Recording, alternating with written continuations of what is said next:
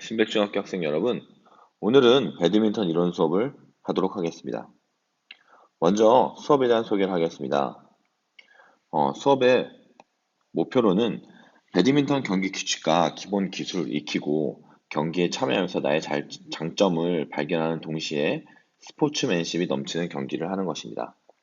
또한 나중에는 대진표, 심판활동 등 경기 운영에 참여하는 것이고요. 최종적으로는 이런 활동을 통해서 스포츠 관련 진로에 대해서도 고민하는 시간을 갖도록 하겠습니다. 수업에 참여하는 우리의 다짐입니다. 수업을 하면서 이 점수 때문에 친구들끼리 싸우는 경우도 있는데요. 이 점수 3점 때문에 우정을 파는 일이 없도록 했으면 좋겠고요. 그다음에 매너가 사람을 만든다고 하죠. 그래서 코트 위에서 매너를 지키는 학생들이 되었으면 좋겠습니다. 그다음 또 제일 중요한 것 중에 하나인데 부상 없이 안전하게 수업에 임해야겠고요. 그다음에 라켓과 셔틀콕은 항상 가방 속에 그다음에 체육관에서만 사용할 수 있도록 합니다. 그래서 평소에 복도나 교실에서 사용하는 일이 없도록 해주셨으면 좋겠습니다. 자, 우리 함께 같이 도전하면 좋겠습니다. 실패가 두려워 도전하지 않으면 아무 일도 일어나지 않습니다. 아무 일도 일어나지 않으면 우린 결국 아무런 꿈도 이룰 수 없습니다. 그래서 한 번에 실패했다고 해서 영원한 실패가 아니니까 끝까지 우리 1년 동안 배드민턴 하면서 함께 도전하였으면 좋겠습니다. 자, 그 다음 즐거운 수업을 위해서 우리가 어떻게 해야 되는지 배우겠습니다. 우리가 부상 없이 배드민턴을 즐기기 위해서 수업 전에 항상 확인해야 될 것이 있습니다. 자, 여기 보이시죠? 자, 손톱과 발톱 잘 정돈되었는지. 손톱과 발톱이 길면 나중에 손톱이 들릴 수도 있어요. 배드민턴 라켓을 쓰기 때문에. 그래서 확인해야 되고요. 당연히 체육복 착용해야겠고, 그 다음에 우리 실내 운동화, 실내화 같은 경우 바닥에 모래나 이물질이 있으면 넘어질 수도 있고요. 그 다음에 체육관 바닥이 상할 수도 있습니다. 그렇기 때문에 확인해야 되고, 라켓의 그립이 찢어지거나 뭐 어떤 굳지 않았는지, 그 다음에 라켓의 거트라고 하죠. 이 거트는 이 채의 그물입니다. 그물 쉽게 설명하면 그물 이게 찢어진 것이 없는지, 그 다음에 준비 운동을 충분히 했는지 확인을 하도록 하겠습니다.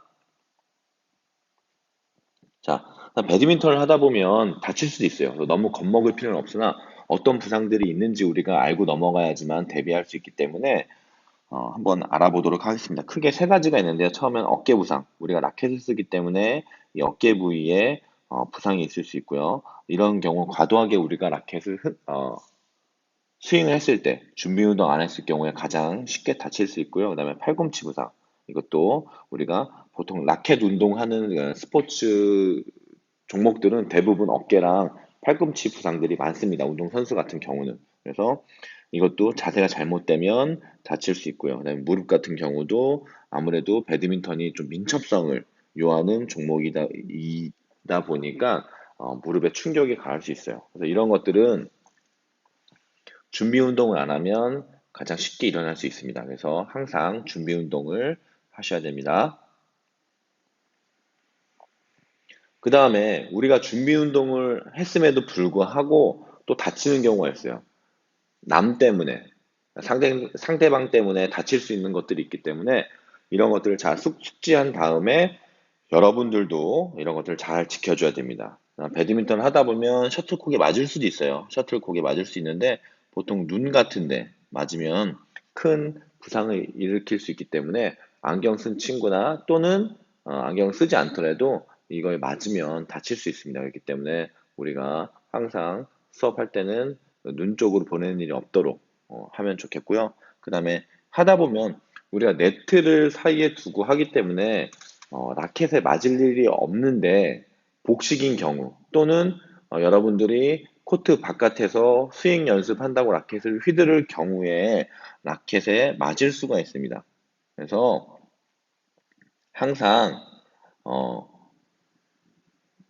주변에 스윙할 때는 주변을 잘 살펴보고 스윙 연습을 해야 되고요. 복식할 때는 여러분들이 구역을 나누든지 그 다음에 또는 뭐 마이볼 또는 본인들의 그런 제스처를 통해서 서로 겹치거나 부닥치지 않도록 해야겠습니다. 그래서 배려 있는 집중은 뭐 안전하고 즐거운 수업을 만들 수 있습니다. 자, 아까도 말했듯이 부상 없이 하려면 준비 운동이 중요한데요. 준비 운동 선생님 총 6가지 한번 준비해 봤습니다. 첫 번째, 머리, 목 스트레칭부터 해가지고 마지막 하체 스트레칭까지. 그래서 기본적으로 선생님이 여기 남아 있는 종목들을 여러분들이 스트레칭 해줘야지만 아까 말한 그런 부상을 당하지 않습니다. 그래서 꼭 준비 운동 하고 활동할 수 있도록. 그래서 수업뿐만 아니라 여러분들이 점심시간이라든지 밖에서 친구들이랑 배드민턴 할 때도 꼭 이런 준비 운동을 한 뒤에 배드민턴 활동을 할 수 있도록 합니다. 네, 이제 세 번째 배드민턴 규칙에 대해서 알아보도록 하겠습니다. 우선 배드민턴 기본 규칙인데요. 배드민턴은 네트를 중앙에 두고 라켓으로 셔틀콕, 깃털이죠. 깃털을 쳐서 네트를 넘기는 경기입니다. 배드민턴은 신사의 스포츠라고도 하는데요. 예절과 매너를 매우 중요시하는 종목입니다.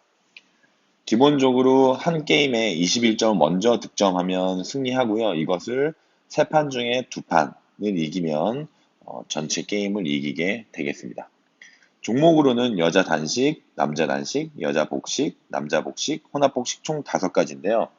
여기서 단식과 복식이란 말이 있는데 단식은 뭐고 복식은 무엇일까요? 여러분 핸드폰 또는 컴퓨터 게임에 배그라고 있죠. 배그에서 혼자서 하는 플레이를 솔플이라고 부르고 둘이서 하는 플레이를 듀오 이렇게 부르죠. 스포츠 경기에서는 혼자 하는 경기를 단식이라고 부르고요. 둘이 하는 경기를 복식이라고 부릅니다. 그럼 여러분들이 앞으로 배드민턴 게임 할 때는 단식과 복식이라는 단어를 사용하면서 게임을 할 수 있겠죠. 그래서 단체전 같은 경우는 이렇게 보면은 단식, 단식, 복식, 복식, 단식 순서로 이루어지고요. 혼합 복식 같은 경우는 남녀가 짝이 돼서 2명이서 하는 경기가 되겠습니다. 자, 그리고 밑에 보면 라켓 잡는 법, 아니면 그립 잡는 방법이라고 하는데 2가지가 있습니다. 포핸드 그립과 백핸드 그립. 이것은 잡을 때 악수하듯이 손을 잡는데 라켓 면을 세우느냐 또는 이렇게 눕히느냐에 따라서 그립 방법이 달라집니다. 이거 한번 집에서 라켓이 있다면 한번 잡아보고요. 아니면 수업 시간에 한 번 더 등교해서 설명하도록 하겠습니다. 셔틀콕 같은 경우는 이렇게 움켜쥐는 것이 아니고요. 깃털 부분만 잡아서 게임을 하면 되겠습니다. 자, 다음은 코트의 유효 면적인데요. 선생님이 이렇게 붉은색으로 네모를 쳐놨는데요. 아까 단식이라고 했죠. 한 명이서 하는 경기에서는요, 이렇게 좁고, 그다음에 끝까지 길게. 한마디로 이 부분은 사용하지 않습니다. 이 부분은 사용하지 않고, 이 부분에 콕이 맞으면 당연히 아웃이 되겠고요. 복식, 2명이서 하는 경기는 전체, 크게 코트를 다 사용하면 되겠습니다. 그래서 차이를 알아야 됩니다. 그러니까 단식과 복식의 코트 면적이 다르다는 거. 복식은 제일 크게, 단식은 조금 좁게 한다는 것을 알면 되겠습니다. 계속해서 코트의 유효 면적인데요. 우리가 지금 단식과 복식 경기 코트 크기 차이를 배웠어요. 근데 서브할 때도 인정하는 범위가 다릅니다. 자, 밑에 그림을 보면 단식할 때, 복식할 때, 서브 지금 이 파란색 빛 그친 부분을 보면 아는데요. 좀 더 자세하게 선생님이 그림으로 설명해 줄게요. 자, 단식 경기일 때는 이 사이드는 쓰지 않습니다. 빨간색 부분에 들어와야 되고요. 복식 경기는 끝까지, 옆 사이드는 끝까지지만 이 뒤에 이 라인은 쓰지 않아요. 아웃입니다. 아웃. 그래서 서브할 때, 그 다음에 이 앞부분에 당연히 이 부분도 닿으면 아웃입니다. 그래서 단식과 복식 서브할 때 유효 면적이 다르고요. 서브를 해서 상대방이 받아서 넘기고 나서는 단식은 마찬가지로 이 좁고 길게 이 범위를 다 쓰게 되고요. 복식도 서브를 받고 나면은 모든 코트의 면적을 다 쓰게 됩니다. 자, 그럼 서브 할 때 대각선을 넣는다고 선생님이 말을 했는데 어떨 때 대각선을 넣는지 자, 다시 한 번 더 자세하게 설명하겠습니다. 자, 내가 이게 네트를 바라보고 오른쪽과 왼쪽으로 구분이 되는데요. 오른쪽으로 쓸 때는 우리 팀의 점수가 짝수일 때, 왼쪽일 때는 홀수일 때 쓰게 됩니다. 그래서 0대 0이라는 스코어로 시작할 때는 0은 짝수로 취급해서요. 오른쪽에서 대각선으로 서브를 넣게 되고요. 1대 0이 됐다. 그러면 1은 홀수기 때문에 왼쪽에 쓰게 됩니다. 그리고 그럼 한번 볼까요? 만약에 내가 5대 4로 이기고 있다. 그러면은 내가 이기고 있을 때는 왼쪽 서브, 5점이니까 왼쪽에서 서브를 하게 되고요. 그 다음에 상대방이 5대 4로 지고 있을 때 4는 짝수기 때문에 상대방 입장에서 오른쪽, 여기에서 서브가 이루어지게 되겠습니다. 그리고 기본적으로 서브는요, 양쪽이 다 준비됐을 때 넣는 거예요. 아이 컨택을 하고 서로 준비됨을 인지한 다음에 서브를 해야 되고요. 그 다음에 대각선에 서서 서브를 해야 됩니다. 자, 그러면 좀 더 디테일하게 서브의 규정에 대해서 한번 알아볼게요. 기본적으로요, 여기 보이죠?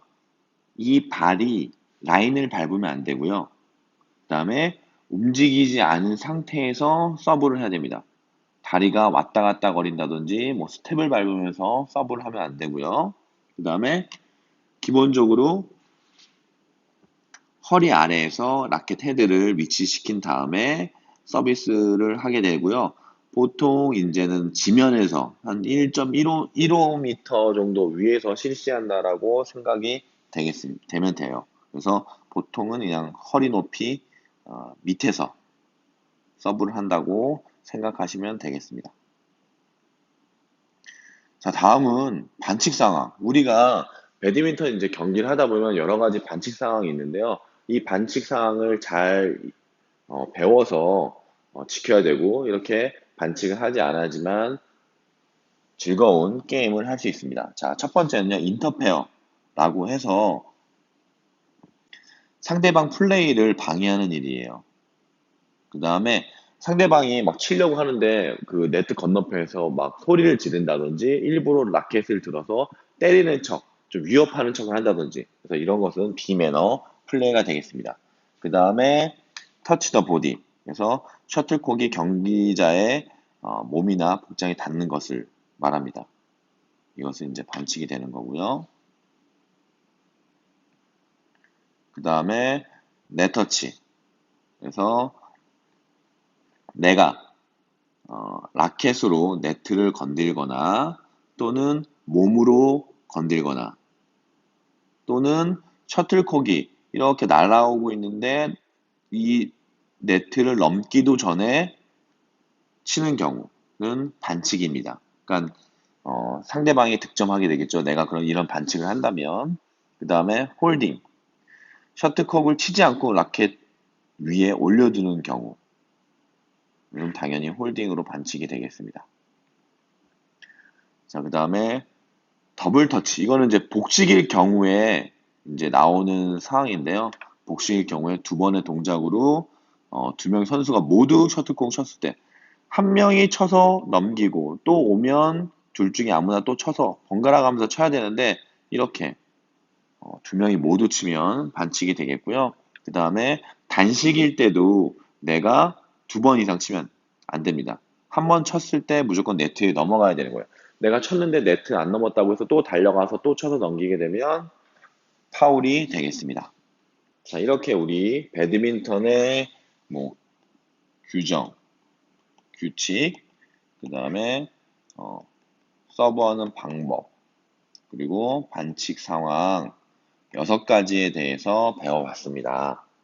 다음 시간에는요, 이제 우리가 좀 더 재밌게 게임을 하기 위해서는 다양한 기술들이 있어요. 서브뿐만 아니라 뭐 스매싱, 뭐 하이 클리어 뭐 등등. 그래서 이런 것들을 배워서 우리가 게임에 적용할 수 있도록 한번 배워보도록 하겠습니다. 그래서 다음 시간에는 기술에 대해서 배워보도록 하겠습니다. 오늘 수업은 여기까지 하겠습니다. 감사합니다.